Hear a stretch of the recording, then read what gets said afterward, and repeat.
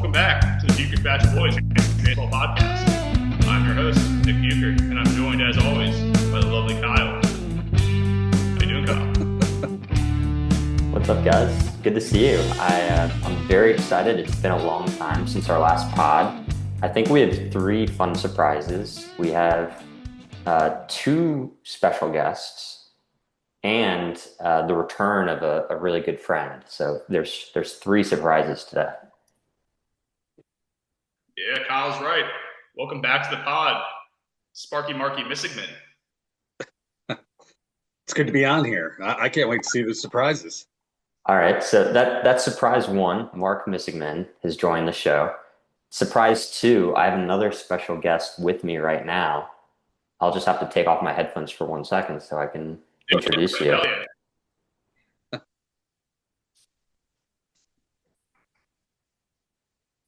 Oh, yes. Oh, baby, look at Cappy. This is my other special guest. Her name's Captain, so we call her Cappy. And Nice. one fun fact about her, when we're watching movies, baseball, whatever, she's only 14 weeks old, but she actually kind of watches the TV, which is kind of funny. I've never had that in a dog. So she's a funny pup. Smart. Yeah. We'll see. She got Brittany. So that's surprise 2. And then surprise 3, I think we're celebrating the return of a very special friend. His last outing before the All-Star break, I wouldn't call it stellar, but I think Zach Gallen is back. So I got some Gallen goggles to celebrate Zach Gallen's great return. So I couldn't be more pleased and really excited to celebrate on the pod with you guys. Dare I say Zach Gallen might Blake Snell on us, Kyle? Maybe. We'll see. All right, I'll to it. Kyle, That's good, Kyle. I like that. Thank you. our Gallen is sexy glasses. Let's break down some trades, boys. We got like a million of them.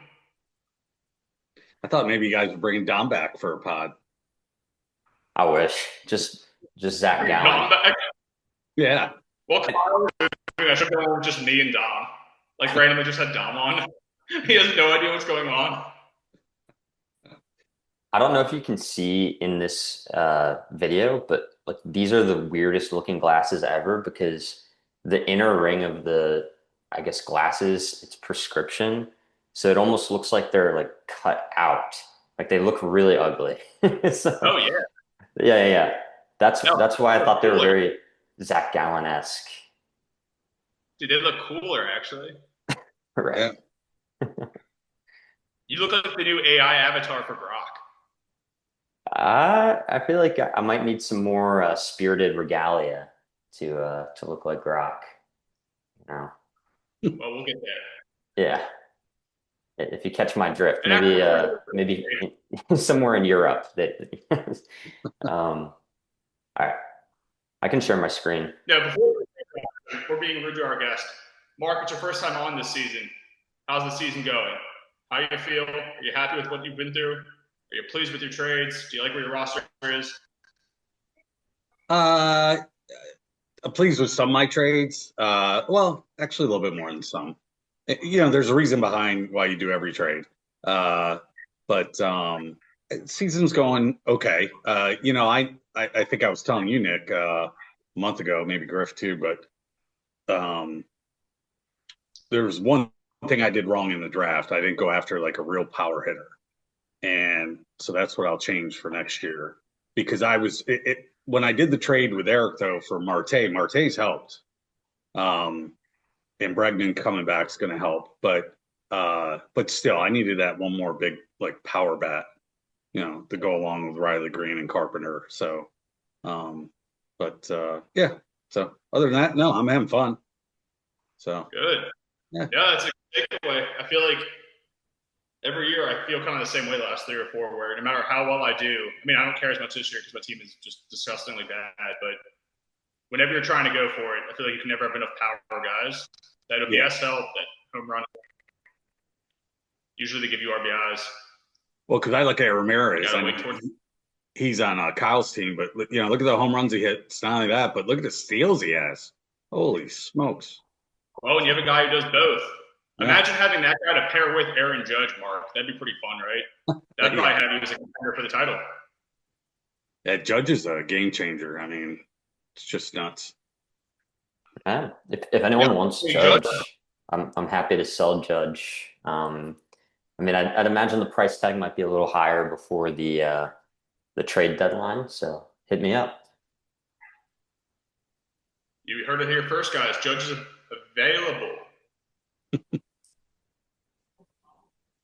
It is nuts because like if you can buy Aaron Judge's OPS with like I don't know Jose Caballero, you basically have like two Jose Ramirez's because it's gonna be like a 900 OPS, a bunch of steals. That's true. Still like 30, 40 runs.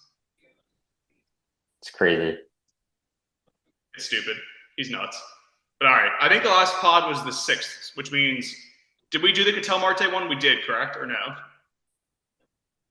I wasn't part of that pod, but I think so. Mark, do you remember? I don't remember. I actually don't think we did. I think it came out on the 6th, which means I think we recorded on the 5th. Let's do the Ketel Marte. Yeah, because I've had him for like 5 weeks, I think now. I'm pretty sure that happened after I'd already posted. All right, so just to refresh everybody, maybe we did this already, in which case, hey guys, how's our thoughts changed over the last 6 weeks? Also, or 5 weeks, whatever it is. Plus, Mark and Kyle weren't on that, so you didn't get to hear what they thought.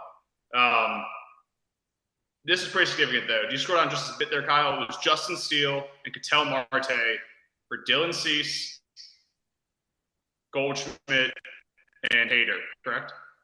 That's correct. Yeah, can you guys see it okay? Yeah. Thanks. Sorry, my screen was not following you along for some reason. All right, so Mark made the trade. Kyle, what do you think of this here? Steele and Marte for Cease, Goldie, and Hader. I kind of like Mark's side of this, just in that I think he has the best player in the entire trade, and then also the best keeper value in the entire trade. It's interesting because I think Goldschmidt had a really stellar start to the season, and it looks like there's some buffering. Can you guys hear me? Yeah, you sound good. Yeah, I can hear you. Yeah. Okay. Well, Goldschmidt had a really good start to the season, but he really has cooled off since then. I feel like Mark would probably be able to speak to it the best, but I've heard there's also just a lot of issues with playing time in late June. Hader right now, he is probably the best relief pitcher in baseball, all things considered. So, you can't really scoff at that. And Cease, although some of the results haven't been there, I think he's perennially underrated, just given the stuff. So I think overall, like I can't really blame either side. I think it's a really good trade where Eric is definitely in a place where he's contending. I think he could win first overall. He's still in that position. And I think he's just trying to play areas of need. And I think we talked at the beginning of the season, saves, I think were definitely one of them. So he's going out and buying the best in the entire sport at this point. So yeah, I mean, I think it's a fair trade. If I had to pick a side, I like getting the best player. And I think it's one of those rare cases where I think it helps Mark probably compete and it helps him for next year. So that's a nice little bonus. Yeah, that's super well said. I mean, I think the biggest thing for Eric is you want to get a bunch of strikeouts. You want to get some quality starts, ideally some wins. Cease has not been doing a great job of it this year, but everything under the hood is still not quite elite Dylan Cease, but still good. He's one of the best buy lows, I feel like, and people have been saying that for 2 months now. When I still had him, I feel like he was a buy low, and that was months ago now. And he is affordable enough that as long as he gets semi-righted on the ship, you feel good about him next year too, I think, still. And then you get the best closer in fantasy. I agree with you, Kyle. I think it's pretty comfortably hated right now. I don't know. There's a pretty top tier. Maybe Munoz. I feel like those two are 1-2, and there's probably a couple other guys right around the fringes of it. But if you're Eric and you need saves and holds to come up, makes a ton of sense. Goldschmidt, I think you're right too, is getting squeezed a little bit. It's hard because they got to get Ben Rice in there. And you've got Stanton back now. He's playing 3 or 4 days a week, so Goldschmidt probably loses a game or two, which isn't great. Marte is so hard to give up because Marte is basically like a definitely top 20s, even top like 15 to 18 hitter. Like I think next year going into it, he probably will be. Second base is so shallow; it's like the catcher of infield.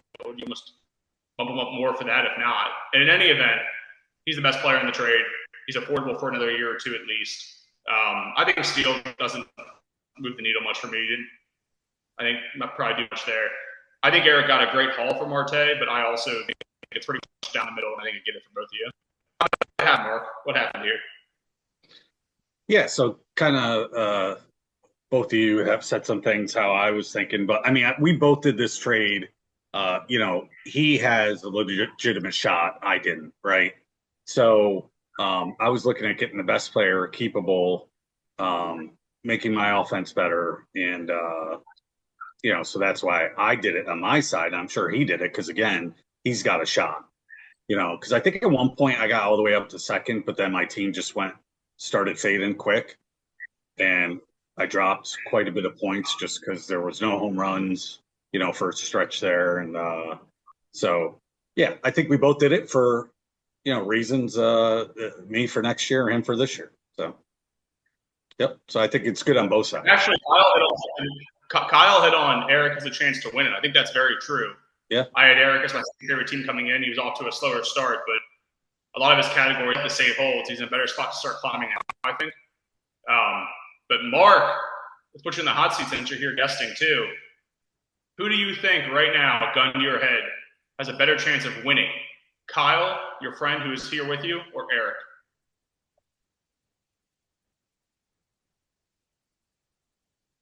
So offensively, I think Eric has a better team. But Kyle does have Aaron Judge. So, but Eric's got a really good team. Yeah, that's true. Yeah, Kyle does too. But to Kyle's point, in the beginning of the pod, but if Gallen all of a sudden turns it around, and then his pitching numbers are just going to get better. But that's tough between those two because Eric's got a really good team. But again, so does Kyle. But I'm just saying that Eric's offense is loaded, I think. So yeah, some idiot gave him Acuna and Vlad and a bunch of really good players for like nothing. That was nuts. Good politician too, by the way, Mark. Well handled. I think it's pretty close between those two too. I would obviously have Brendan. I think at this point still is my favorite, but you two are right there, probably for 2 and 3 in mind.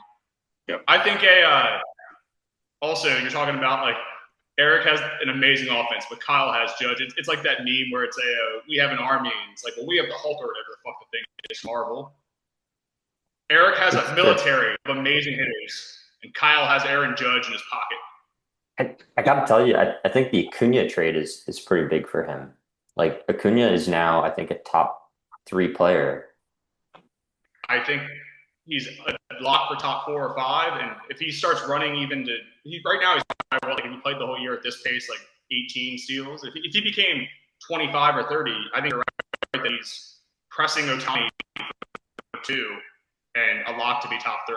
So yeah, it's hard watching that. The silver lining is, I'm sure Eric would agree, if Eric is able to win, the title will say Eric plus Nick. Like I think it'll be his name will be first, but like he has so many of my good players. I feel like I also get to be represented in that. So I'm definitely on Team Eric. But let's move on. That's enough about Eric and how amazing his offense is and how good Judge is. Right after that, we had Roman and Charlie. I love when these two talk to each other. I would kill to see this like negotiation log, but this is Roman and Charlie. Nick Castellanos for Marcel Meyer and Kyle Stowers. 2 youngish guys for capacity. Mark, your first year. What do you think? Oh, Stowers did what he, continues to do what he did against the Orioles. That's it. What do you have? 3 home runs in 1 game? Yeah. So, I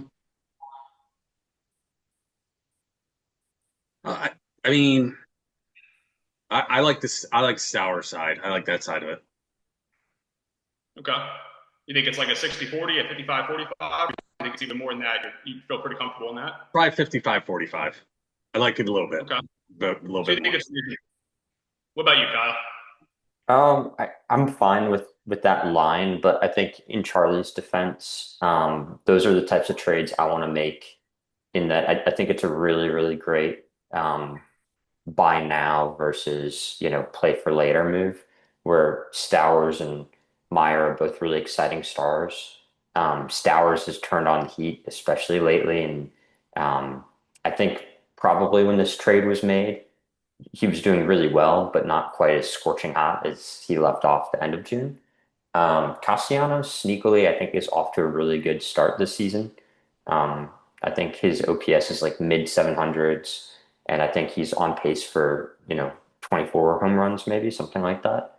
So I like personally, I think he's the type of player who's usually underrated in our league. He's a middling, like a really good accumulator. So I kind of like acquiring those guys, but yeah, especially right now with Stowers, it seems a lot to give up. So I'd say this is a really good trade overall. I'm fine with kind of what Mark said. I don't disagree, but I also think it's a good move for Charlie if he's really trying to push and compete. Yeah. Mark's line's really good, I think. And Kyle's onto something with that, too. Obviously, Stowers, right before the All-Star break, has a series of his life against the Orioles, gets his revenge. And he was amazing for the first, 50 games or so. He did have a pretty decent lull there, though, where he was sitting against a lot of lefties and even some righties. And he had cooled off, was only hitting, I think, over like a rolling 35, 40 game stretch when I looked at the end of June going into it. He had cooled off some. So obviously, you're looking to the future here. Stowers and Meyer are better, probably keeper options for you. I think it makes a ton of sense for Roman, and it's probably the better side. But Kyle's right, too, because Charlie, I think if you maybe pick one of those three the rest of the year, it would be Castellanos. And Charlie has the benefit of adding whoever he wants to play alongside him off waivers. Charlie can find the next Stowers, maybe. So we'll see. I think it's pretty close to fair. I slightly lean Roman, too. We're all kind of in agreement there. Next up here, though, we've got Sparky and his father. Interesting. So Luke Weaver and Chase Burns for Jose Caballero and Jeff McNeil. Peculiar. Kyle, why is it peculiar? It's a little peculiar because Jose Caballero is now on my team.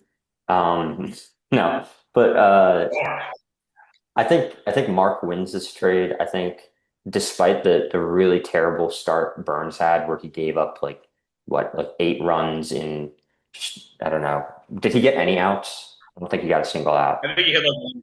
He got absolutely massacred in the second or third start, whichever one it was. So I mean, terrible. Like there's not much you can do. But at this point, I would say for Team Spark, who isn't looking to compete this season, Chase Burns is the perfect player to buy. He should be kept next year. He has incredible stuff.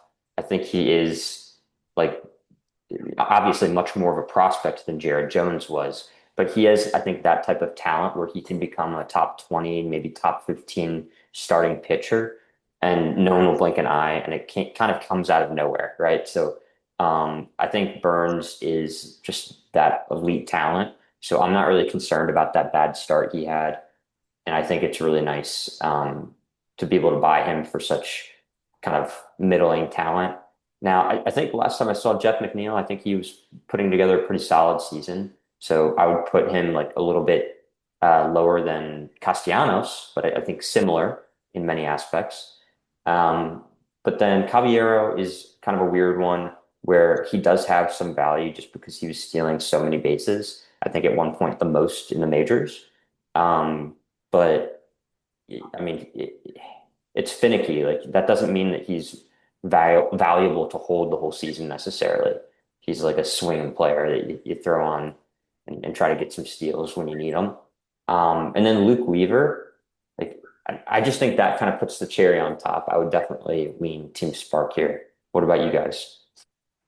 No, well said. I mean, Caballero, if you're trying to climb in steals, is super helpful. I'm sure that's part of Jack's calculus here. McNeil, like you mentioned, Caballero now. I have McNeil now. So the real winners of the trade are you and me.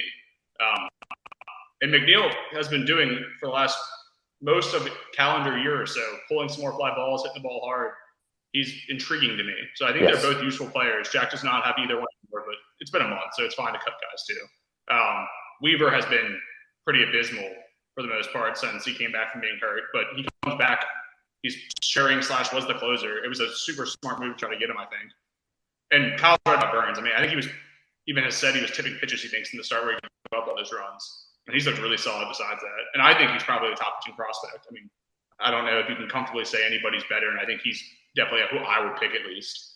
I think he's already approaching kind of what Kyle was saying, not quite 15 to 20 overall, but like he's comfortably, if I was taking pitchers right now for the rest of the season, a top 40-ish guy with top 30, top 25 upside. So I think that's Burns is my favorite player. Sorry, Kyle, go ahead. I was trying to say 15 to 20 for next year. Like I think he'll be better next year. Yeah. Completely understand. And he's the minimum, so he's an awesome guy to have. Yeah. I think it's good for Mark. I would go probably 60-40 Mark here. I get the process for Jack again, trying to come up with steals. You're worried about having to start a rookie pitcher. Your pitching's pretty good with Skeens and the rotation you put together. What do you think, though, Mark? I agree with you guys because I really do like the Burns and the Weaver thing for Spark. I think Weaver is going to be just fine because his actual last outing, I think he did pretty good. So he was out for a couple weeks. So,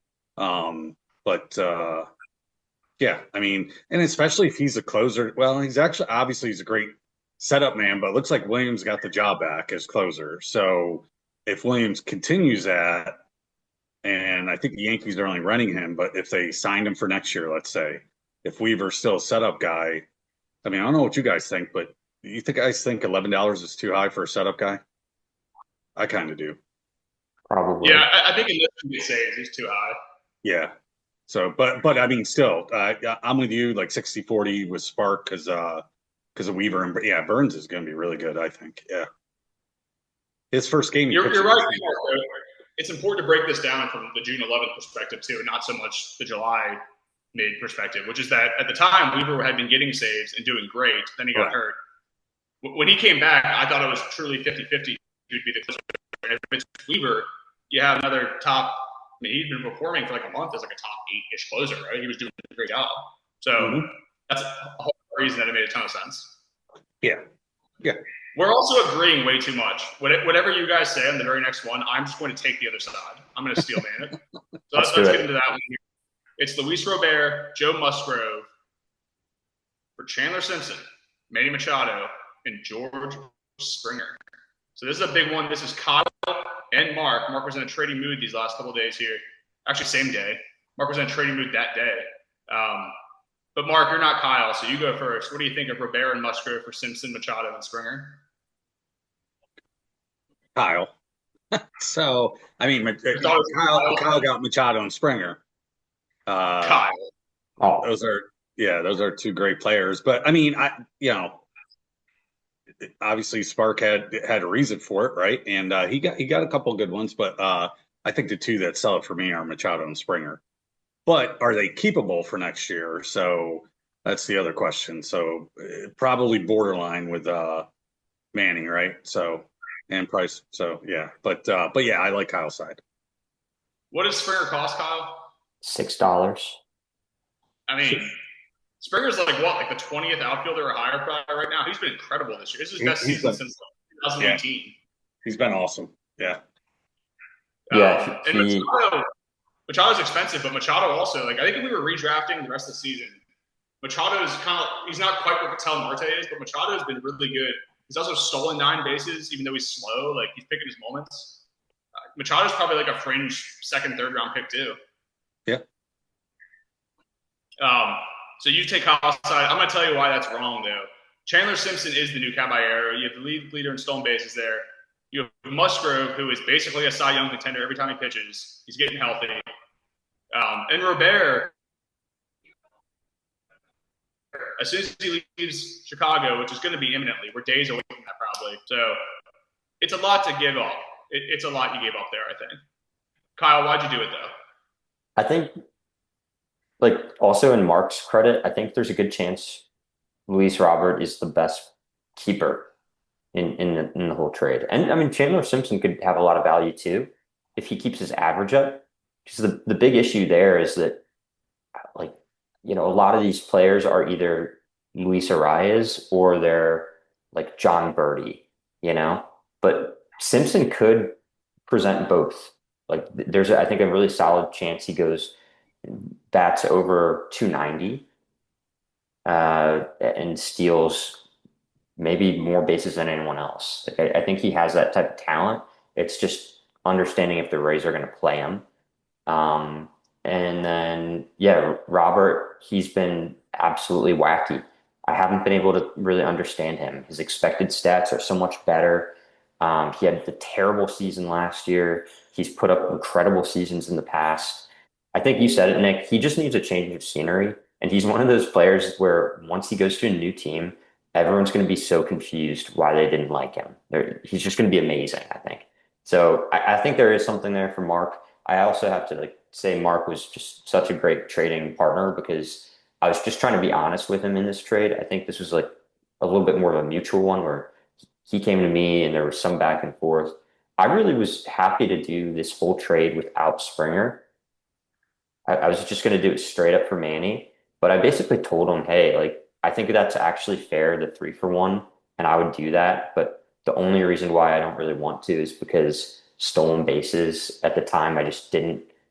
It was before Jose Ramirez had like his second little, I don't know, runabout in June where he stole three bases in one game. And I was really concerned about stolen bases, especially with Simpson coming back from the minor league. And so he just threw in Springer. And I said, all right, I can't turn that down. So definitely great to negotiate with him. And then I really got lucky there. Springer then immediately just had this incredible run where, I mean, I think he hit like 4 or 5 home runs in a week. So, I feel like he's been great all year, though. I was going to say, when you brought up Rivera, if you put a gun to my head and said, you got to keep one of these guys next year at their cost, Springer's probably the one I'm most likely to not hate myself for keeping. Like, and I don't even think Springer's got more than 3 years of baseball in him, probably, but like, he has been good all year, and he's actually impacting the ball better than he did the last 4 or 5 years. It's an amazing throw-in. That is an amazing throw-in you got. Yeah, it definitely is. So good trade there. We're at 1 minute. I'm sorry, we're at 5 minutes. Forget that. Let's move on. But anyway, yeah, you lost the trade. Mark, you cooked him here. Kyle, you suck. Also, by the way, Mark, this helps Kyle's army. He has Judge, Ramirez. Look at that. He has Machado, Springer. Yeah. That's why I said his offense is very good, especially because he's got Judge. But I mean, but how many second rounders do I have on my offense? The question is Jose Ramirez a first rounder or a second rounder? Oh, he's a first rounder. He's probably like the 6th or 7th overall player, right? I would say so. Maybe. Yeah. I'm trying to think off the top of my head who it would even take. I mean, I think he's probably like 6 or 7. I can only think of 3 or 4 for sure over him. He's just so consistent, man. But all right, we got 5 minutes. Let's break down this next one here. This is another Kyle one here. This is why he has those goggles. This is where those Kyle glasses came from here. This is Zach Gallen for Trevor Megill and Ben Kasparius with Brendan. Mark, tell me how it happened. At first, I definitely am siding with Brendan. But if Gallen does, correct things, I mean, but here's the thing. Kyle, I'm not sure if you like this trade because you needed more wins or quality starts. So, and if you look where Brendan is in save and holds, Brendan will now be passing me soon, but he's right below us, Nick. So, but he needed save hold. So, I mean, there's a reason why they both did this. But at first, I would say I definitely sided with Brendan. And I will still say maybe I'm still a little bit on Brandon's side and see what Gallen does down the road. Because Gallen was awful for the majority of the first half. He was terrible. So, yeah. So I would say right now maybe 60-40 on Brendan on this one. Yeah. But I know why both of you did it. So that's why I'm saying, so it makes sense for both of you. So. Would it change your mind if I had Ben Kasparius now and I told you Tyler McGill's not playing? McGill's on my team, baby. I'm moving to trade. Yeah, I know. I remember you got, yeah. I'm just kidding around. Sorry. Yeah. No, I mean, I think when you made it, I agreed that I slightly preferred Brendan's side. I think Kasparius is the most intriguing player to me in it. But it's also just because Gallen, I thought then and still think it's 50-50, just isn't super useful and might actively be harmful to you. Yep. Which I think Brendan probably was thinking, just trying to get rid of him. Brendan's also going into this trade here, likely trying to add more and wanting to avoid being too close to salary cap. I think it makes sense. Kyle's trying to offload a 2-for-1, get rid of a guy who's at that point being told he won't be getting starts anymore, or pardon me, will be starting games or not going deep in games. It makes a ton of sense on both sides. Even though Brendan is no longer at either of those players, it'll be funny because it's hard to win a trade when you have either one left. It'll come down to if Gallen's good. And I don't feel confident saying one way or another. I really think it's pretty 50-50. It feels like a toss-up to me.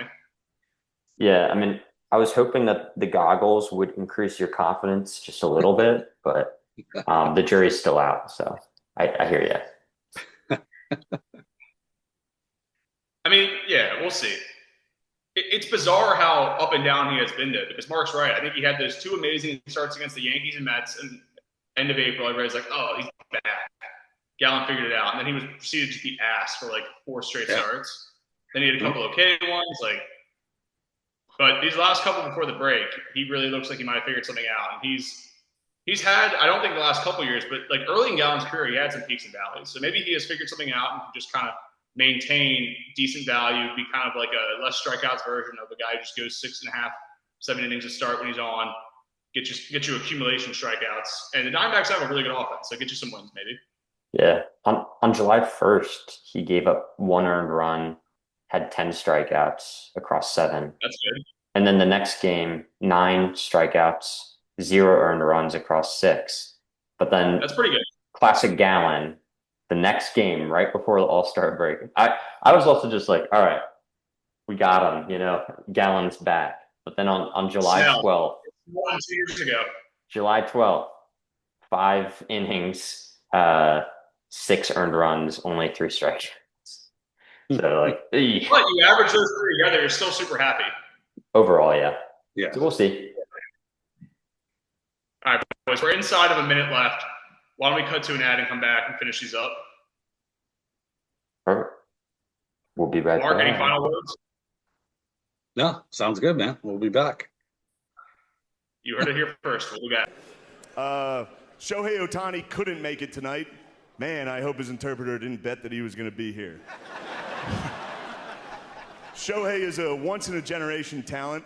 No one's been able to do what he does at so many positions, pitcher, hitter, and bookie. A bookie is what Bill Belichick reads to his girlfriend before bedtime.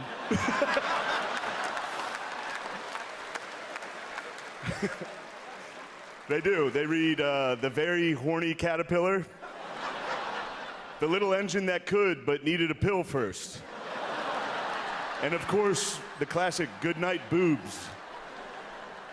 That was my favorite one. Also, I'm not trashing Bill Belichick. First off, he's 73 years old and he's dating a hot 24-year-old and people are criticizing him? What happened to this country? Sounds better. Is Mark back? I'm back. Mark's back, baby. Oh, fuck yeah, he is. Yeah. Look at Big Daddy up there. I didn't see you got back in here. I snuck in, man. Yeah, it's Sneaky Mark. Okay, Sneaky Mark. Snuck by the bouncer. You also snuck Josh Young away from Charlie for Kevin Gossman. That was a crazy move you made, Sneaky Mark. Kyle, what do you think of that? I feel like at the time, I probably thought it was fairly even. I think Gossman is kind of at this weird level where his name value has surpassed his actual value. He's entering in the glob. So hopefully he's dropped and I can pick him up somehow. He's spending too much time with Barrios. Seriously, man. Yeah, but I think at the time it was pretty even. I think obviously Joshi is now in the minor league, so I think that changes things. I didn't really see that coming. I think that was the corresponding move when Berger got healthy, but that's not really what I would expect. So I think it's a little weird. I don't think he's had a bad season. So I don't really know what the Rangers are doing, but I think kind of bad luck, to be honest, Mark. Yeah, I agree with you. I think it's a bizarre move. I guess it's probably just because I'm thinking out loud. You want to keep it Kinstry because he plays a lot of places and he's been fairly good so far, even though he's overperforming. They have a pretty decent infield overall, and I'm guessing Young might be the only one with options potentially. I don't know if Wenzel Perez or some of these other guys have options. He was also playing pretty hot. I mean, Young for the year is still 237 is not special. OPS under 650 is not special, but he had 8 home runs and he was doing okay. I mean, he only played in 75 games. Kyle, real quick too, because you're talking about Gossman, and I agree with what you said. Take the cool Gallon goggles off. Would you rather have objectively Gossman or Gallon for the rest of the season?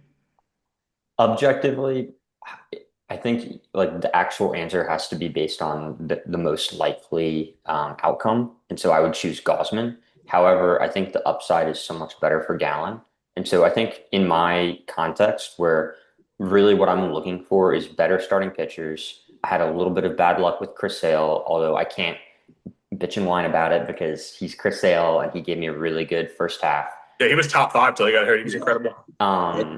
Yeah, like I need quality starts, and I also really want a kind of like an upper outcome out of someone. So I feel like Gallon, I probably wouldn't trade right now for Kevin Gausman straight up. If he had another really bad start or two, I definitely would immediately. But I'm just Yeah. crossing my fingers and my toes, hoping that Gallon is Gallon. So, Yeah. yeah, I think that's pretty reasonable. I would Yeah. agree it's Gossman, but I don't think it's by a mile. yeah. But all right, Mark, tell us how this one happened.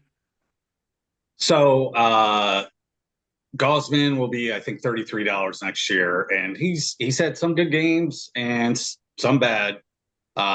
But I wasn't keeping him for $33 next year because I'm on the fence with Rodon for next year. But if he does what he's doing now the rest of the season, he's 26 next year. So why not keep him, right? But I have Kings who should be back hopefully and healthy in a couple weeks. But so I was looking at just the best keeper value. I knew Young wasn't doing particularly that well, but in my opinion, he's probably had the best chance at keeping, for next year if he were to turn things around. So as of right now, I'm not keeping him, but I still got him on my bench. So, I'm waiting. But there's been some rumors where the Yankees are talking to the Rangers. Young came from the Yankee farm system, so and we definitely need a third baseman. The Yankees do. So, but and then I remember Griffith sent me a stat in 162 games for Josh Young. He had 26 home runs. Oh, he's been great. Yeah. Also, so, let me real quick amend my point too. By the way, I don't know why I thought it was in the Tigers. I'm mixing up Youngs. Ignore what I said earlier. That was silly. With McKinstry being Yeah, so about the Tigers guys. For some reason, Yeah. I thought him and Berger were both in the Tigers. I had like a brain fart there. My apologies. You're good. No, I agree with you though, Mark. Sorry to interject with that too. I mean, I think when you made it, which is what we should be judging this mostly off of, Young to me, I wouldn't have kept either one at the time of the trade, but I think there's a clearer path to a higher likelihood of you keeping Young than there is of Gossman. I think Gossman, even if he's because of because of how he would arrive at it, he would have been amazing in the second half, which is great.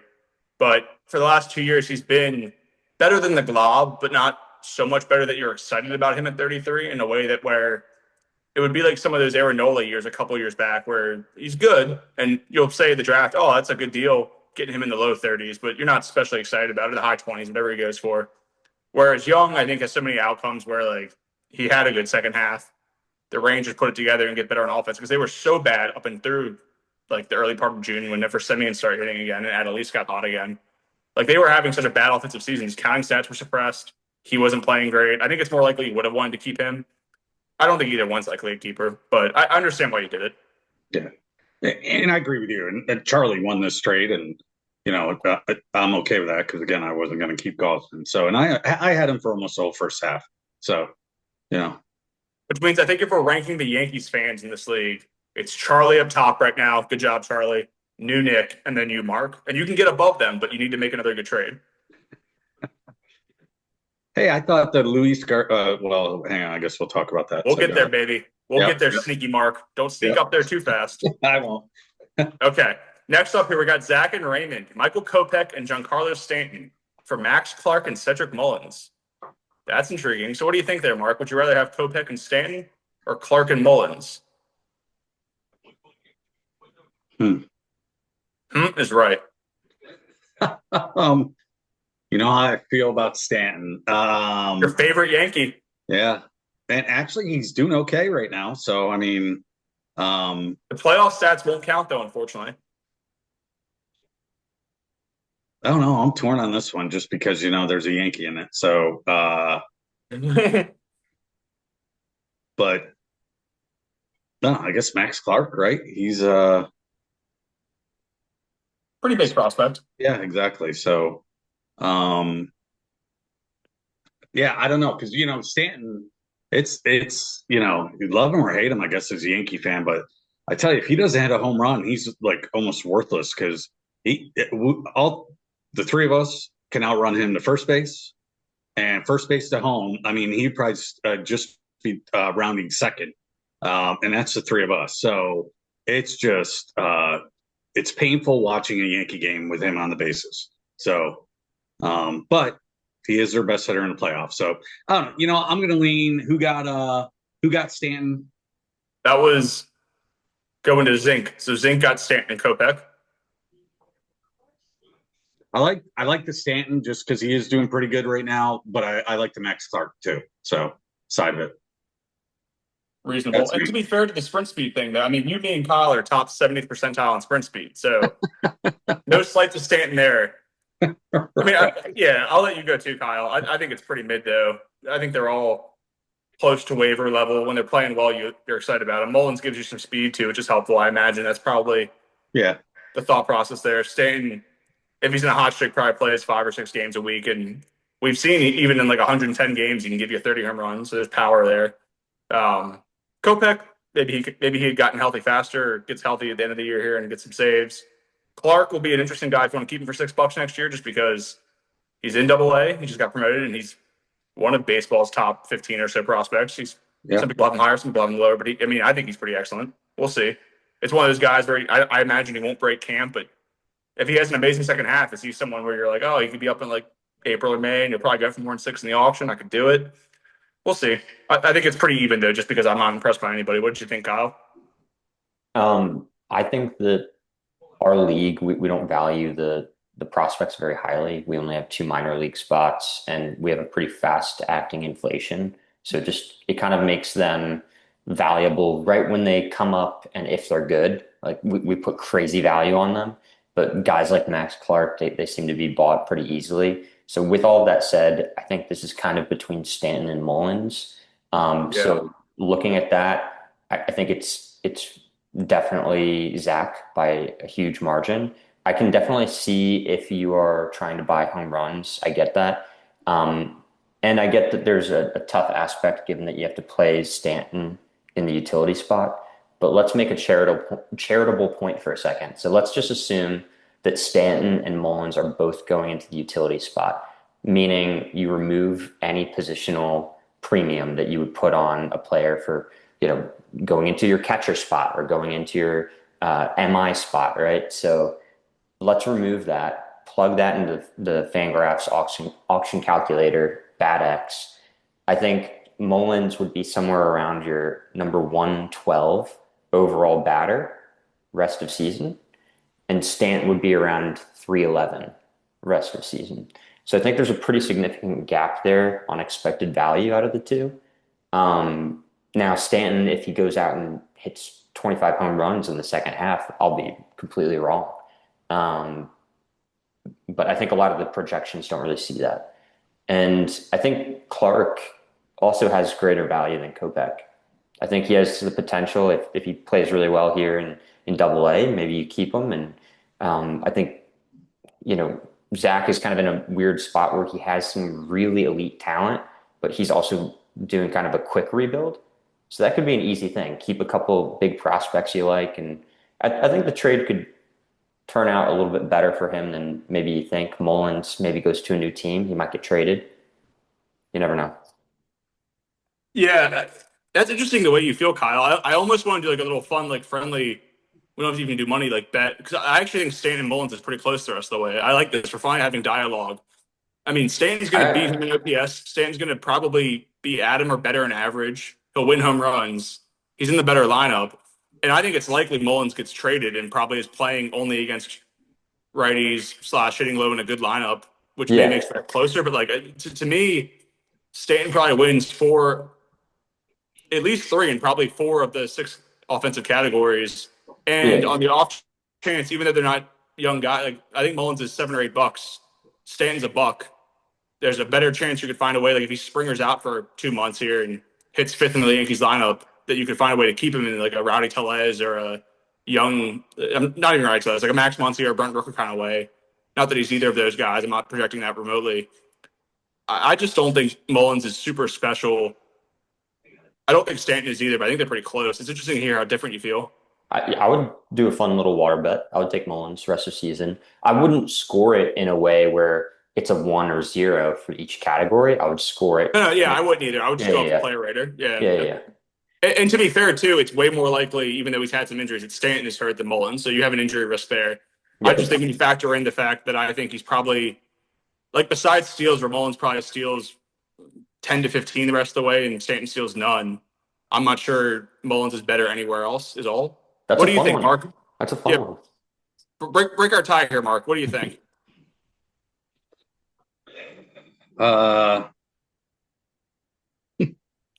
You heard it here first. Do you like speed or power? What's better?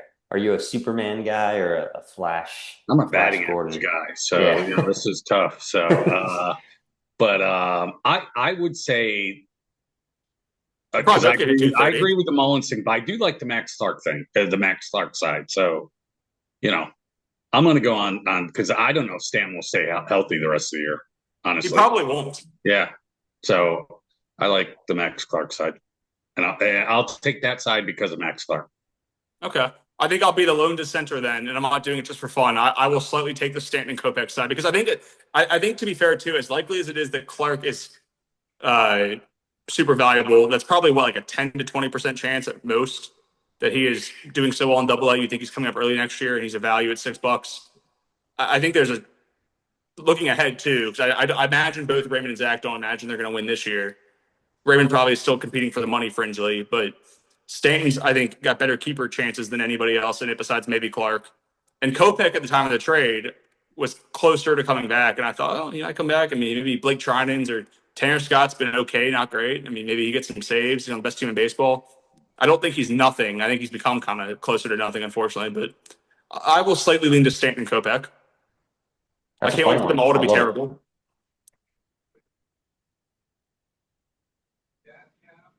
Okay. Yeah.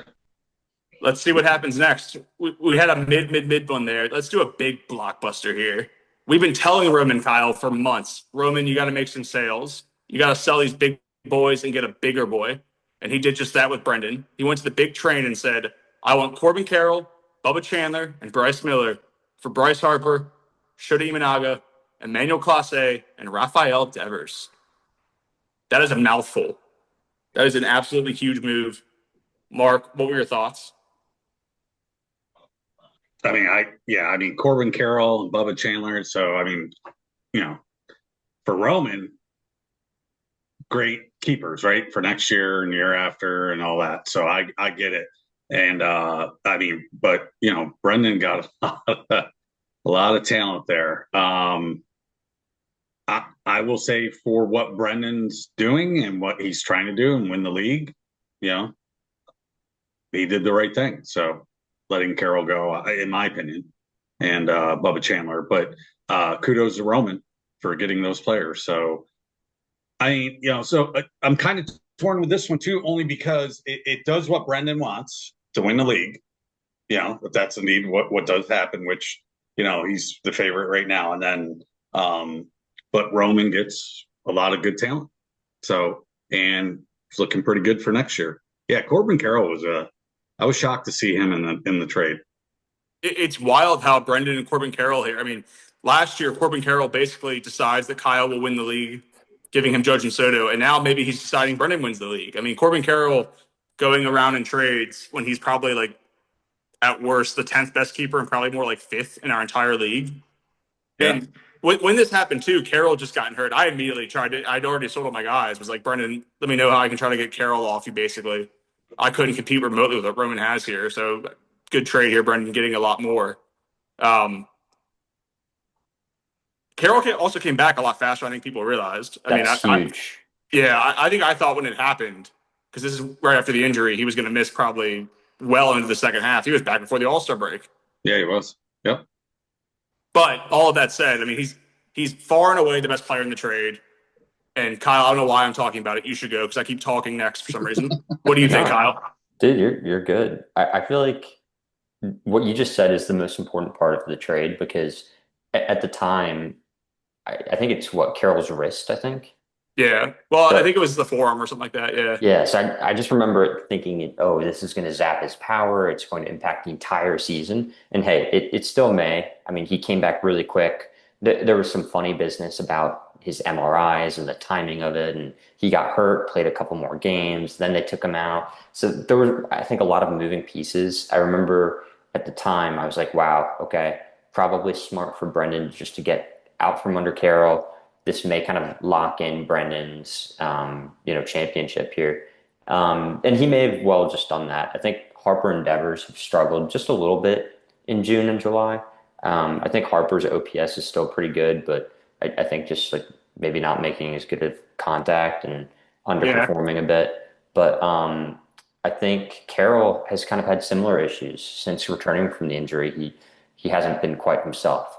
So if I just have to lean one way or the other, I think I'll say, hey, Roman, great job for selling these guys in order to get, half a year of Harper, half a year of Devers. It's silly to call Clase or Amanaga throw-ins, but in a trade this big, they kind of are. Um, to do that and get one of the best keepers in the entire league, I think is a huge win for Roman. So that's great. And then Brandon, I can't really say that you're losing when you're scorching whole league. So I think it's a good trade. It's a classic, now versus later. But if I had to say, I think Carroll is the prize of the whole trade. So I'll go with Roman. I think that's masterfully said. I mean, if you made me pick, I'd also go with Roman. I think Roman did a perfect job. I was worried he wouldn't get something as good as Carroll for these guys, and he did. Yeah. That said, it was a lot. I mean, Harper, I think, is still at worst like the second or third, maybe the fourth best first baseman the rest of the way. I probably have him first or second. And Devers is still one of the best third basemen. Imanaga's excellent. He's had 2 years. He's had some injuries this year, but like he's basically a worst SP like 18 to 20 probably when he's pitching, and he's probably higher than that for some people. He's on the best team, one of the best teams, not the best team, but one of the best teams to play for too, because you're gonna get a lot of run support. And Class A, since that early struggles, has been not the top closer you thought he'd be, but still, I don't know. If we were drafting today, probably a top 10 to 12 closer minimum. He's been excellent since June 1. Yeah, exactly. He's been phenomenal.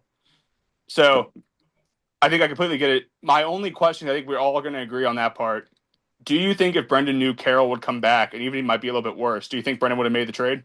I don't. No. I agree. That's why I'm asking. I think you're right.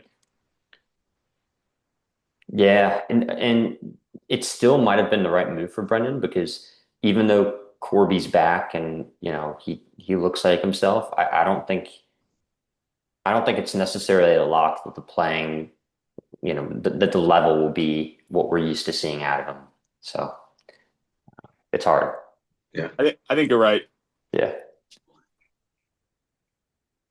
Do you mind reading that next one for me, Kyle? I'm sorry. It's our trade, isn't it? Yeah, so this is a classic Glob and Bucher trade. A pod move. This is one where I think we were, going back and forth for a really long time. I think I was the one dragging my feet. But this is Trevor McGill, not to be confused with Tylor. I did have both McGills at one point, but I have both now. Trevor McGill, the closer for Dansby Swanson, straight up. Yeah, so now Bucher has both McGills. Better call Saul over here with all my McGills. So, Mark, what do you think? Who won the pod trade? Well, did you go with Dansby because you need stone bases? Honestly, I think at the time Pena just got hurt. I didn't have a great shortstop, and I think Swanson. I don't want to say too much to influence you, but I just liked his value overall, and I think he even has a little bit of keeper value. I agree. as does McGill. So I think surplus on both sides. Well, that sounds good. I mean, both these guys, I think, right, both have keeper value and, save holds. McGill's good, and Dansby does hit with some power and steals bases. And I've never been a real big fan of Dansby, but I mean, his numbers. I actually looked at his numbers earlier today, and they're they're not bad. Yeah. They're yeah. So and right, he could be a keeper. So I'm not I'm not gonna say either one of you won. You did it because Pena got hurt. I'll say I'm split 50-50. Mark loves both of us equally. What a lame answer. Well, I'm Politician sorry. Mark. I just well, I get why Kyle did it. I mean, if I'm looking for a good closer for next year, you definitely won that side of it because you got McGill. So, and closers mean a lot in our league now. So I get that. Yeah. And what is he next year? Going to be $6? 11. 11. Okay. Yeah. That's still great. So, yeah, for a closer. So, yep. All right. I'll go 55% Nick, 45% Kyle. Yeah. All because of that. Yep. Get fucked, Kyle. I can feel it from here. All right. So, Nick, what do you think? I think Mark's pretty much exactly right. It's pretty close. I think McGill probably has like $5, Yeah. maybe $3 more keeper value than Dansby. I think they're both probably keepers though. Dansby's in. Yeah. He's helpful in power and speed both. He hits for an okay average, okay OPS, but gives you a ton of runs and RBIs, and one of the best lineups in baseball. I would have kept him if I had him the whole year, assuming he finishes around where he is now, OPS average, production wise. He's durable as hell. He's consistent. Yeah. And I think he's excellent. I targeted him in the draft for that reason. I think you also liked him going into it. We talked about that. I just think he has slightly less for next year, and I'm all about next year. I think Dansby's the more valuable player by I don't know, 10%, 5%, something like that. But I'm all about next year. Kyle's trying to win a league. He just had Pena go down. I think it makes sense for you. Yeah. Especially on the Cubs, like I think it's easy to overlook runs and RBIs, and that's why I'm a close follower of the auction calculator because it's so easy for me to overlook that stuff. Yeah. But I mean, it's I easy think to say, oh, that's just fluky. This guy's always, no, and then the good lineup and they hit like fourth or fifth, maybe sixth, they're going to get a lot of runs and RBIs. yeah. So like I feel like he's bordering like a $30 player, but it's tough because I agree. Like McGill is super valuable. I feel dumb because there are a couple waiver wire pickups that I'd like to highlight later on where, geez, man, like on the closer front, if you can just pick up a couple good guys from the waiver, it just makes guys like McGill that much more expendable to you. I mean, McGill is a solid pickup. Like he's a very important player, but it would make it easier to give those guys up if you replace them with like Iglesias or Bednar or something like that. So yeah. Okay. So Mark says I win. I win. Moving on. Yeah, but and thank you for doing that, Kyle. Sorry. On your side first, Nick, but then with Kyle, yeah, I mean Dansby does play in a great offense, so a lot of runs. Yeah. No, well, the Cubs have been a lot colder lately, Mark. I was just being nice. That's true. All right. All right. So it's still me here. David Peterson for me going to Jack now for Ivan Herrera and Tommy Canley. Kyle, you can go first this time because Mark just went. What do you think of this one? I think it's the same. I think Herrera is a guy who could be really valuable next year, and I believe he's $1, so he'll be the minimum. Yeah. This has been a really weird year for catchers, overshadowed by Big Dumper himself having one of the best years a catcher has ever had. Yeah. But there's also all these other catchers who have emerged as not just good, but man, like really, really talented. So Herrera is one of them. Ramirez is another one. Navarez, yeah, there's a ton of them. Navarez, and then also, to be honest, from a hitting perspective, the guy for the Braves could be one of the best ones. Yeah. It's just Sean Murphy's there, so it makes it tough. I forget his name. Baldwin. Baldwin. I hope one of them gets traded before the break since the Braves are out of it.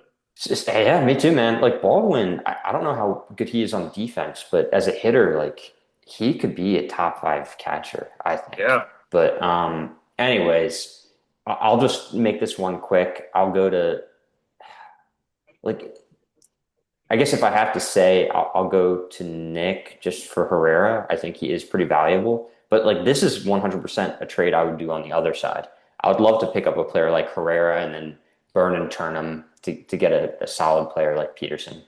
But yeah, I think Cantley is a little more of a throw-in for me because Detroit is so weird. I have no, I can never understand what they're doing. You never know who's going to be the closer. So that's my 2 cents. Hanley had been super useful for save holds. I've since cut him. He had a couple bad appearances before the break. But, I mean, he was getting some saves early. He could end up being the closer down the stretch if they don't trade for someone. It's him or Vest. And Vest has been better, but not by a mile. It's definitely someone who I think should be owned. We'll see if he gets picked up. But Kyle's right. This was Herrera for me is what I wanted. I think Herrera the last 2 years, he was hurt when this happened too, which is important to note for Jack. He just came back a game or two before the break. So Jack is getting rid of a guy who's not playing right now because Jack's playing for the money, trying to move up in the standings. Peterson, though, has been excellent. He's only $1 too. I just figured, even though I already had Augustin Ramirez, who I think is excellent, Herrera to me, unless something changes with like another bad injury or something, like to me, he feels like a guy who he's got like an 850, 900 OPS the last 2 years, is probably going to be a top 5-ish catcher going to next year, and that just felt like something I wanted to get for $1. What do you think, Mark? I'm sorry, I skipped you.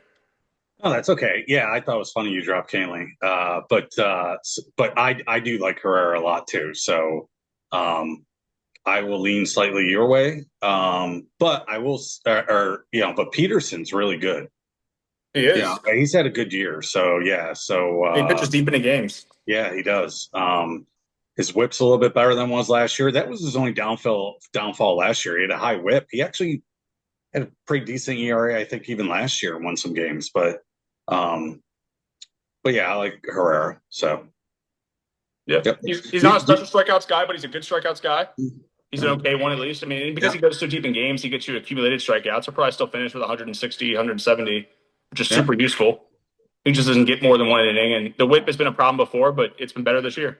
I think I was telling Nick, because I think I'm right when I say this, but I was telling Nick a couple weeks ago, Yankees produced some good catchers. Navarez was a Yankee catcher. Ramirez.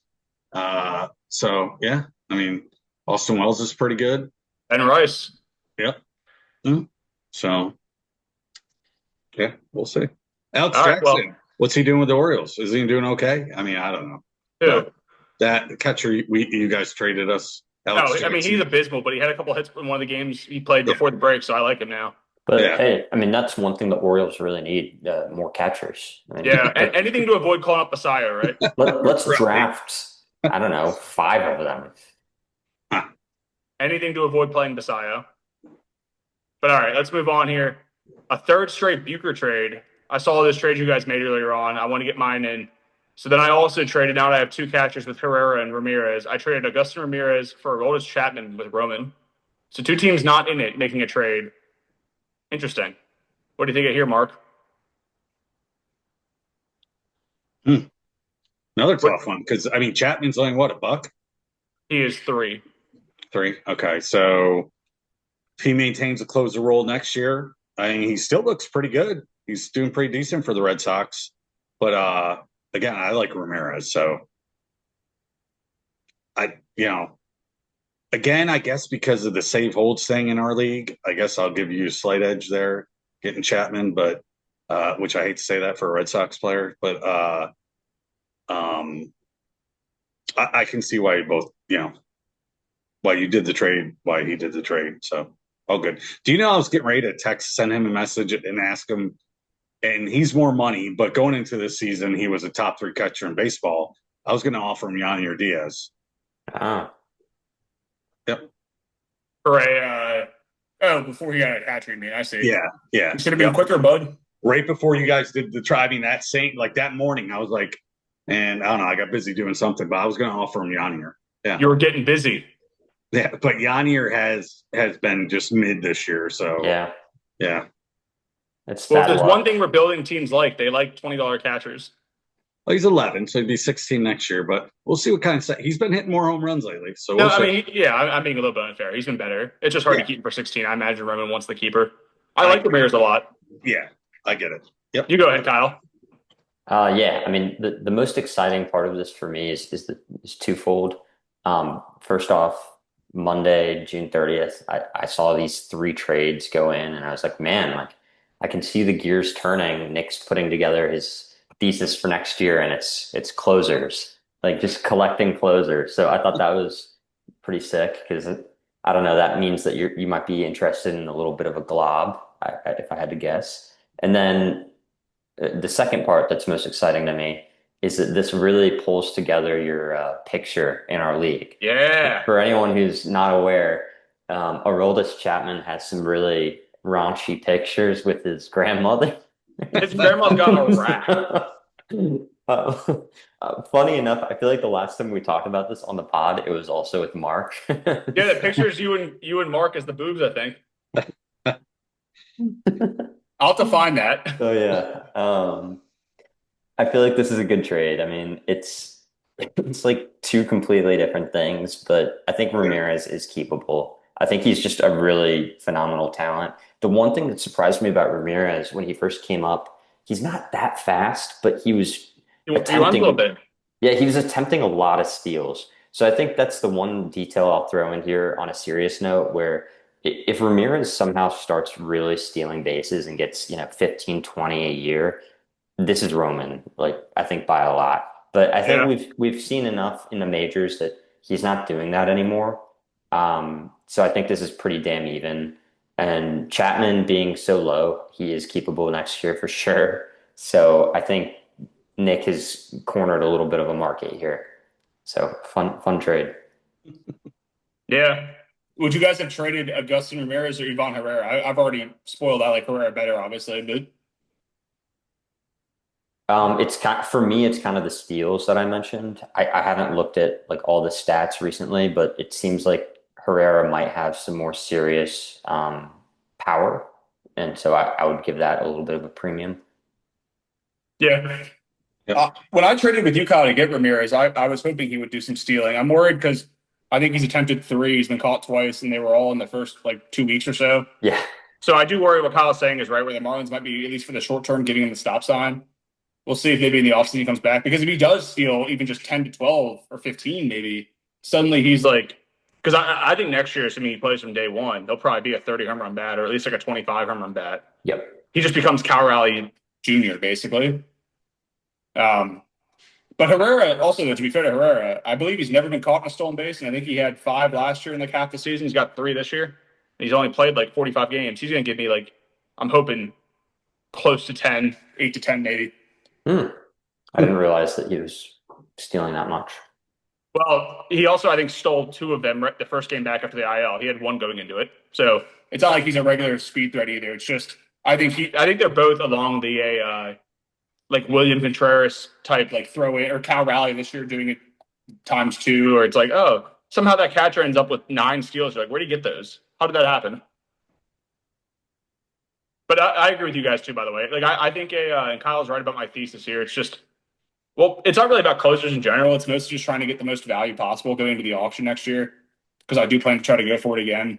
And I feel like that just seems to be a little bit of an inefficiency. I think because Chapman was not a closer for a little bit here and is getting old, we kind of think he might just be not super valuable. But I think for a year or two, he's been like, we're talking about like the best closer this year. He's, I think to this point, been like the 3rd or 4th best closer. Yep.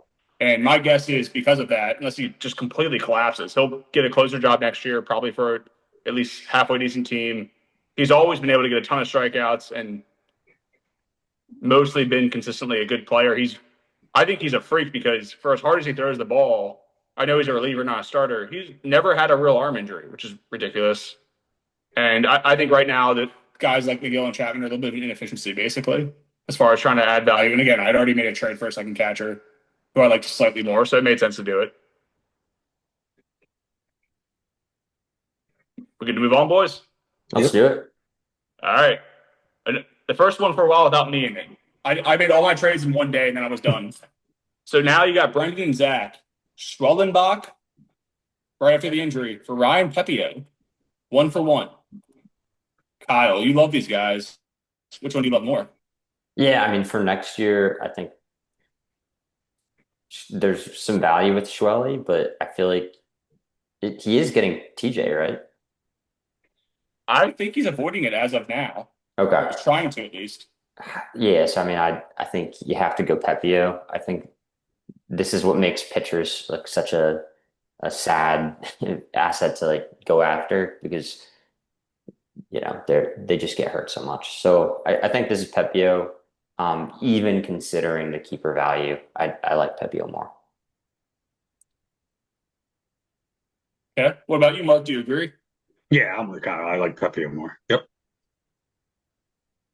Yep. Interesting. Yeah, I think it's a weaker descent, but I think it's pretty close down the middle. If Schoenbach gets Tommy John, obviously you may not keep him at all, and I probably would lean against keeping him at all, just because he probably missed all of next year too. Yep. But I like Pepio. I don't love him. I think he's good, not great. I think Strellenbach, though, is like before the injury, he was in a keeper league. Like if you were just doing like a dynasty draft, like a top 10 to 12 starting pitcher, and maybe even higher than that. Yep. I think even if you think there's like a 50-50 chance you lose the year, he becomes, especially for Zach, who's out of it. I think it's one of those ones where we can take the crutch of makes sense for both sides. Brennan wants the guy who can help him this year. Zach wants the guy who has the better upside to be a pillar of his team for a few years. But even factoring that in, I do think it's pretty fair. I'm going to guess because you guys seem more pessimistic on Schwellenbach than maybe I am.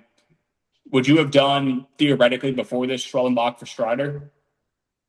Before the injury, or No, after the injury, before this trade.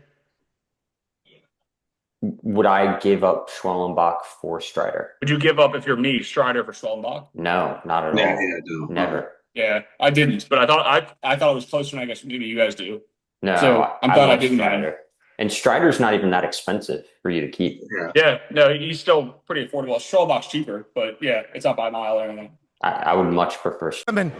Joining us live is a man who is in GOAT conversations already. He can throw it, he can hit it, he can captivate an entire globe. Will, are you telling him these things? Ladies and gentlemen, Shohei Ohtani! Yeah, Shohei! Sir. Thank you. Thank you so much for coming by. Congratulations on another All-Star. What has All-Star Week become for you, just as you enjoy the week as a whole? なので、本当に高校時代とかもね、ずっと細かったですし、まあトレーニングと食事管理と、それで大きくなってきたので、ずっとそうですね、細くて悩んできたっていうタイプの人間なので、はい。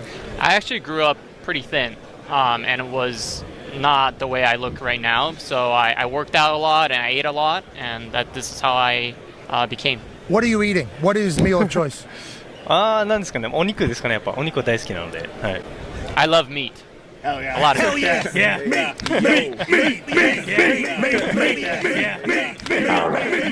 We're recording, baby. Welcome back to the food market in Columbia. All right, so I think basically we were saying you guys a little bit more than me prefer Pepio. I think I slightly lean Pepio, but I like for Zach especially a win-win deal here. It makes sense to gamble on Schwellenbach, I think. Although Pepio is probably a keeper too. So to be fair there, I don't think Brendan got nothing back. And he has the better player for this year. We good on that one? We're good. We're good, brother. All right. Let's keep the train moving then. We got a big glob here. A glob off with Zach. Zach was not done yet. When these trades come, they come in bunches. And we got Christian Javier, Tyler Glasnow, and Will Warren for Randy Rodriguez, Taj Bradley, and George Kirby. Interesting. Mark, why is it so interesting?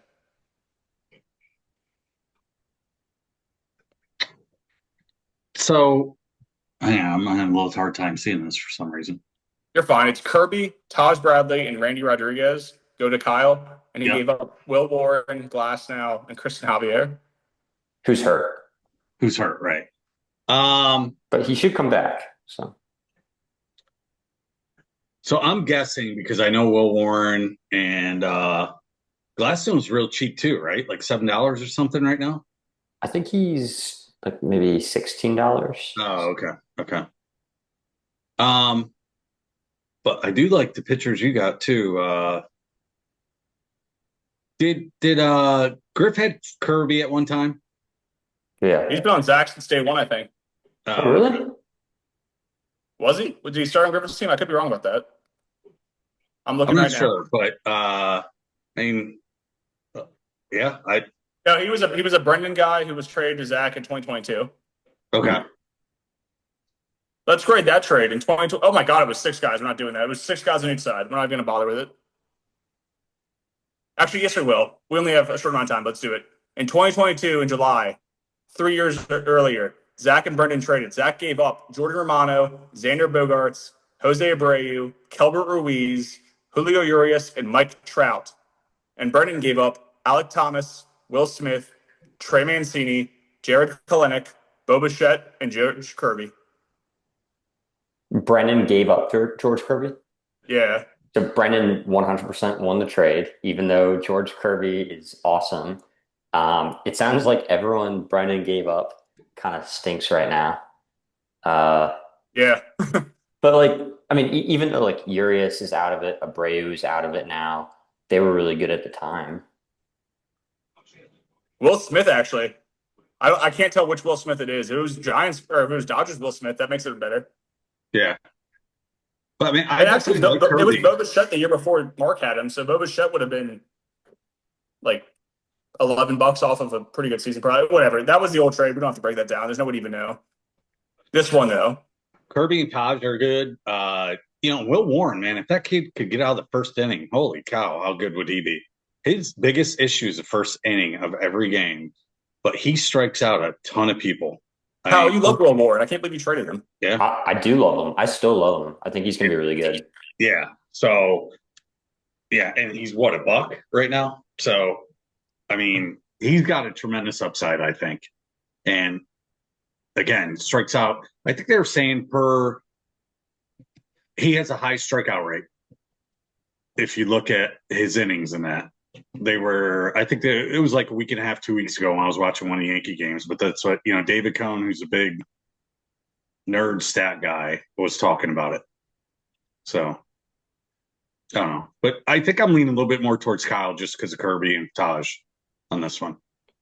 And just calling it out, Taj is a little more expensive. He's $9. Mm-hmm. So there is some like keeper value for Zach. Just calling it out. Yeah.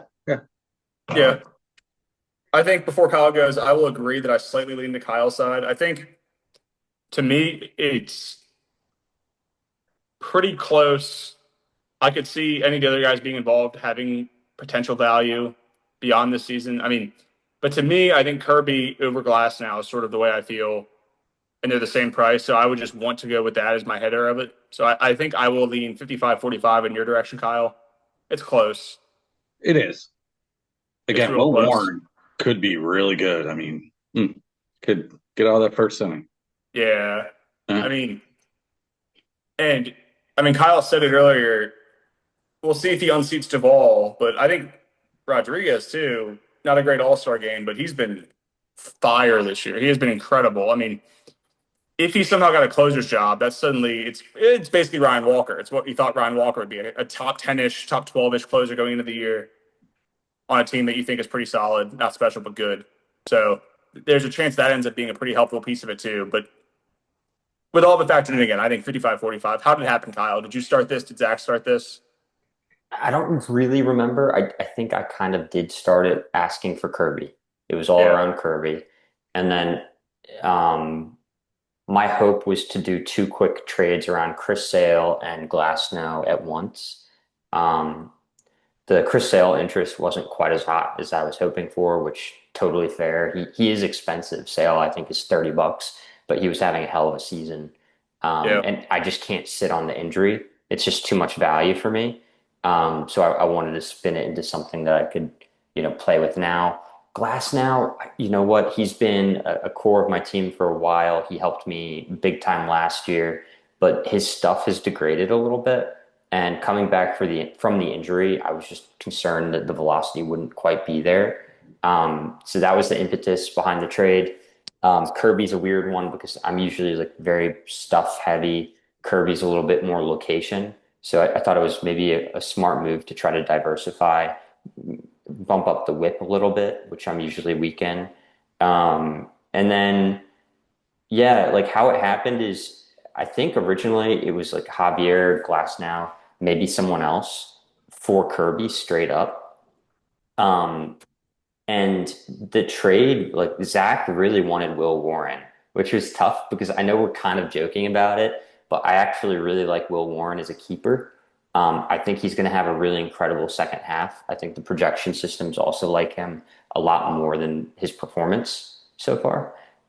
So yeah, I gave him up. It was actually kind of tough for me to do it. Zach was really great to partner with because I think Taj was a really generous throw-in, like $9. I think he's fairly expensive, but still keepable if you can turn around his season. Yeah. I think he's probably been a little bit frustrating to own. He's pretty inconsistent, but another player I actually really do like. So Taj is really what made it, easy for me to give up Will Warren in this case. And then honestly, Rodriguez, it's kind of what Nick said. I really wanted him too, just because I think worst case, I think he can be like a Jason Adam Jr. And accumulate useful stats for me. And then best case, there might be like a 25 or 30% chance he's the closer next year. No, I think that's super reasonable. I think it sounds like we all sort of agree we're leaning your direction. Yeah. I have to say though, the timing was really lucky for me. I think we might all be leaning my way because Kirby has had a couple good starts. He did actually have one really bad start right before the All-Star game.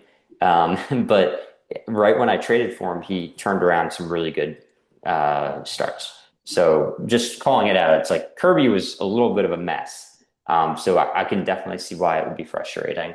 But Kirby is definitely going to be kept on my team. And hopefully he and Hunter Brown can be kind of like low-level aces for me. Yeah. No, you're right that I think maybe consensus was that, but I was multiple times in the month of June, I was feeding for Kirby myself. I was definitely trying. I'm with you, Kyle. But all right, so Kyle took Zach's trading bug there, and then Kyle got the trading bug. Like you said, you wanted to make two moves. You did. 1-for-1 with Eric, who Mark thinks is better than you. But you did 1-for-1 here. Ozzy Albies for Chris Sale. Mark, why is Eric better because of this? To me, he's just got him on his on the IL and for next year, I guess. But I will say this: I don't like Albies. I think he's terrible, and so, yeah, get fucked again, Kyle. But I know he's. I think Dom had him last year. Yeah, he's a Dom guy for a couple years. If I remember, I think the last couple of years, haven't his overall stats been just garbage? I mean, I don't think he ended up being garbage last year. He ended up being depressed from what he had been the years prior. 707 OPS, but a 250 average last year. Only 10 home runs and 8 steals isn't great, but he only played 99 games. So you assume he was probably hampered by the bug a little bit. He's in a good lineup. He is in a good lineup. He definitely is.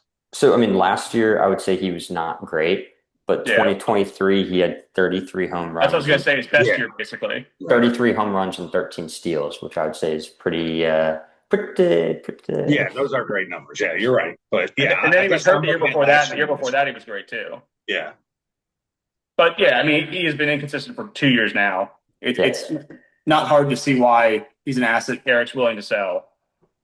The reason, even though I think he's not that good, that I agree with you, Mark, I think probably I'd rather have him still. It's just that I still think he's going to be above replacement level at second base. And Sale, I don't really think has much value at all this year. I fear the Braves just because they're more than 10 games under, and the NL is so good for the wild card. There's a few teams at the top there. Whichever the Mets and Phillies doesn't win, whichever maybe 3 teams, but at least 2 teams in the West. Like, it's going to be hard for the Braves to chase a wild card, so I don't think that's happening.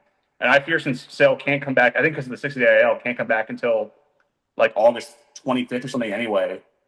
It feels kind of likely he just gets shut down. Like, I don't think he's playing again this year. And if he does, I doubt it's with much more than just a few tune-up starts where he's throwing 40 pitches or something like that. So I don't think he helps you much at all this year if he does.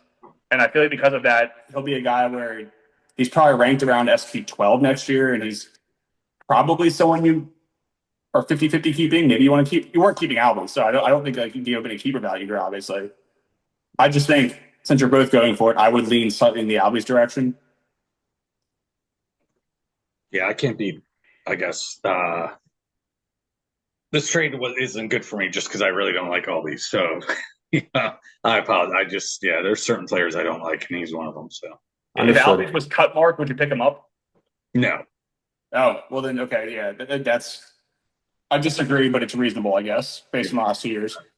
Yeah, but to your last point, I think you said he's definitely not keepable, right? Isn't he like $20-something? No. I more just mean I think no matter how low you are on him, just because he will hit in the top 5 or 6 of that lineup, and it's probably a good lineup, even if they make a trade or two, at least an average lineup with Acuna and Olsen, and when Riley comes back from his injury. Like I think it's likely he's still at worst a flex guy you're happy to have on a contributing roster. Whereas I don't think Sale probably gives you much of anything this year. I'm not sure he's a keeper next year either. It's up in the air for me. Good point. Yeah.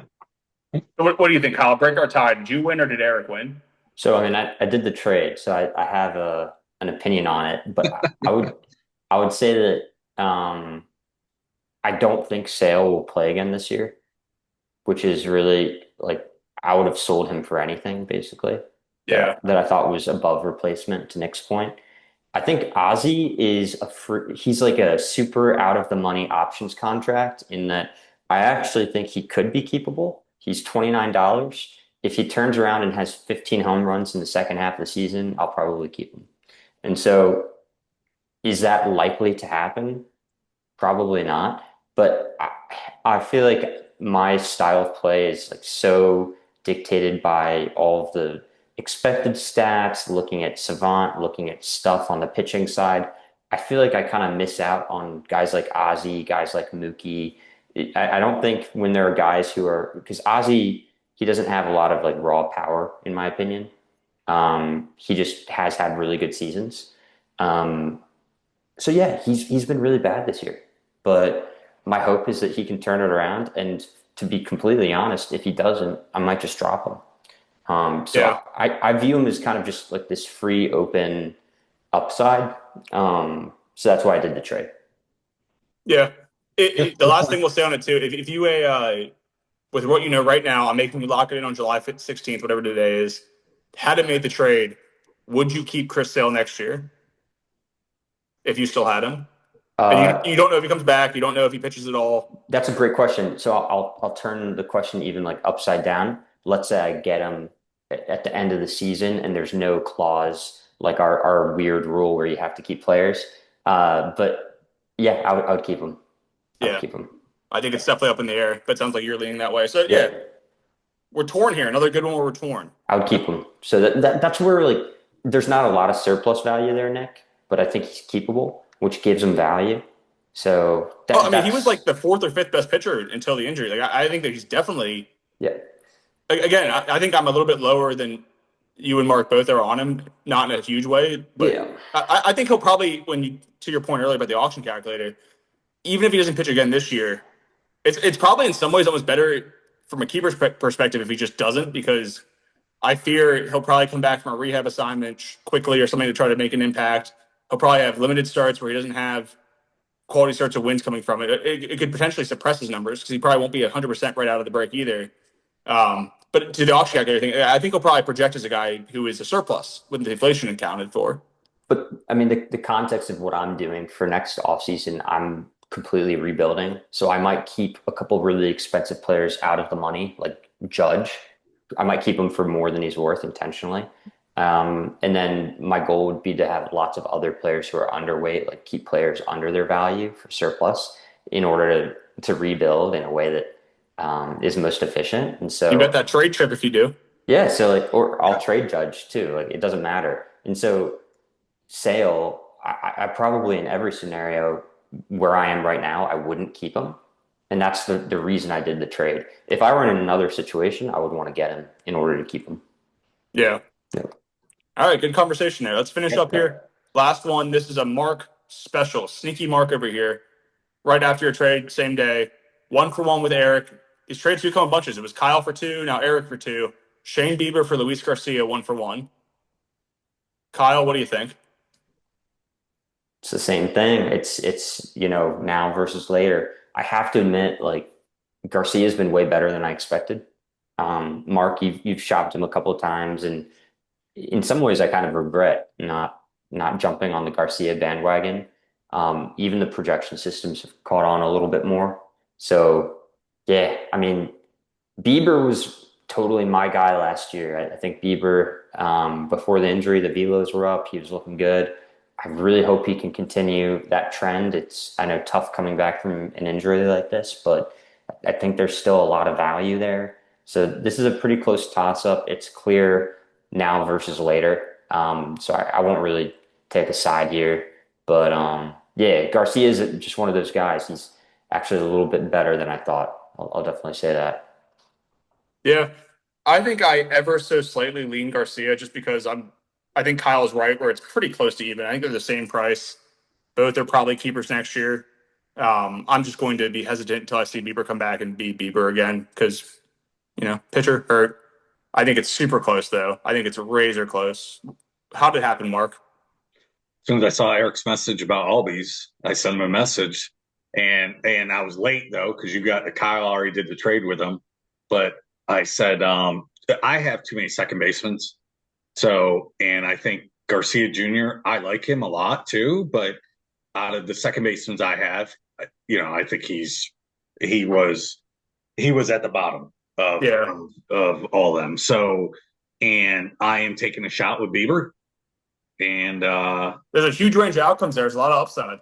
Yeah, so he's cheap, and if he comes back and he does and he should be back, I would think, I don't know, about a month. So, he should be able to get like 7 starts in, I think, maybe more. I don't know, but at least I'll be able to see if he's keepable for next year. Because if he's keepable, he's cheap. Yeah. I mean, Kyle made the point about trying to do 2 trades together. I think it's important for the way I'm evaluating to kind of look at Eric doing the same thing here. I think probably, obviously, Sale's a lot more expensive, but you have a pitcher coming back in late August, probably, whether it's Bieber or Sale. And then you also have a second baseman in Garcia and Albies. I think he probably got the better second baseman for his push to win this year. And then potentially has a not much. Obviously, I think Bieber has a way better likelihood of being a surplus value next year. But Sale is, again, Kyle just said someone who would have kept, and I think probably will be a 50-50 toss-up in my mind. And I think most people's minds will probably be a keeper next year. So Bieber's in the same kind of boat. You probably still have a pitcher you think is okay or at cost for next year, and you got a better second baseman for this year. So I think decent moving by Eric in both trades total. Yeah. I've got like 5 minutes or less. Why don't we do our favorite waiver pickups in a speed round here? I'm sorry to press us. You guys can also please continue if you'd like to after I have to drop in 5 minutes, but let's party. Do either of you have? I have a whole list because it's been like a month. I think you should lead us off, Nick. Yeah. Let me just read my list. Well, if I take your guys. I mean, I do have I have a guy, but I don't even remember who picked him up. I think it was Raymond. But I think picking up Raisel Iglesias at the time. Yeah, that's one of the ones I had on there. That's one of my biggest ones. Honestly, one of the big frustrating ones for me because I have space on my IL. Damn, Brendan dropping Alek Manoah. I didn't know he dropped him, and then he picked him back up. Yeah. I really wanted Manoah. I know you love Manoah. So, yeah, I mean, I'm not even joking. I really did want him. So those are 2. What are you thinking, Nick? No, I've got both of those. I got the Raymond Iglesias, Manoah, twice, but most recently get on 7-9. Getting him back was good for Brendan. I've got you, Kyle. You mentioned some of this earlier, but Kasparius back and Caballero back for 4 and 3 respectively. Million steals. Good pitcher. We'll see what the role ends up being. I think Raymond also, shout out to you on the 15th. Mauricio for 11. I love Mauricio. He's somebody who is in one of my roster crunches. I've been eyeing him back. His defense is so good, he'll play, but I think the bat's also super intriguing still. New Nick getting Landon Root for $3.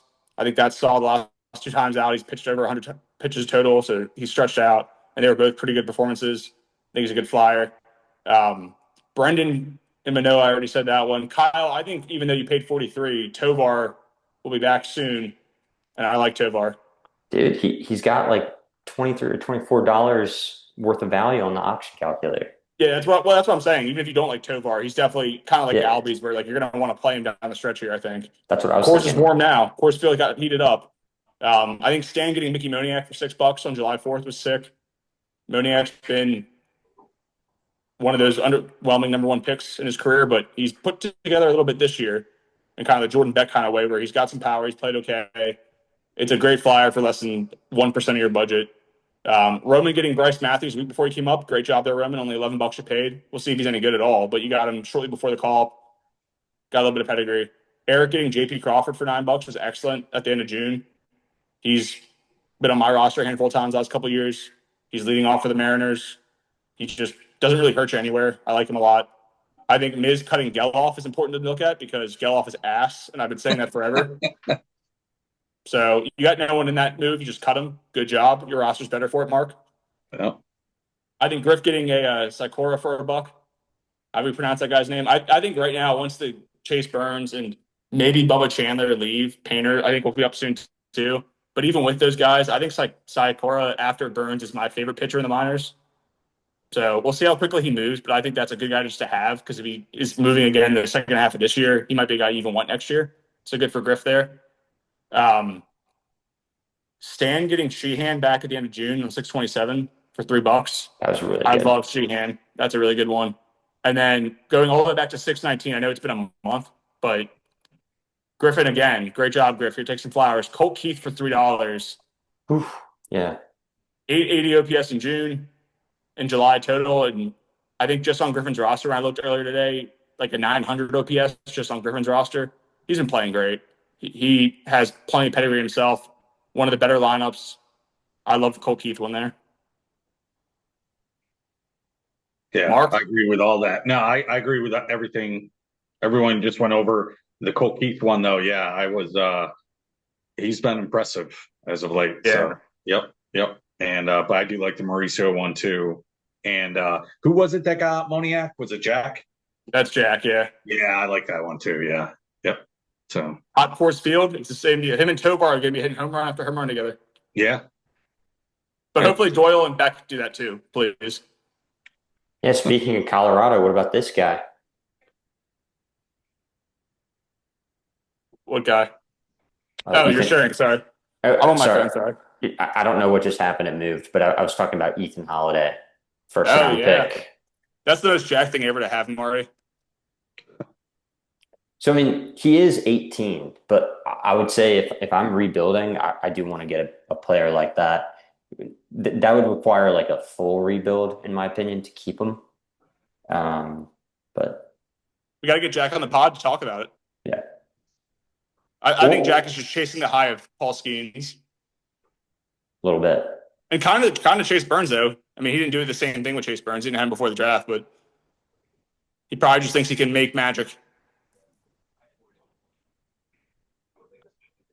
I like it. Navarez also, I should have said. That's one of them. Look at that up there for Eric. You just scrolled right past him. I missed it earlier when I was going through the last, 12 pages or whatever.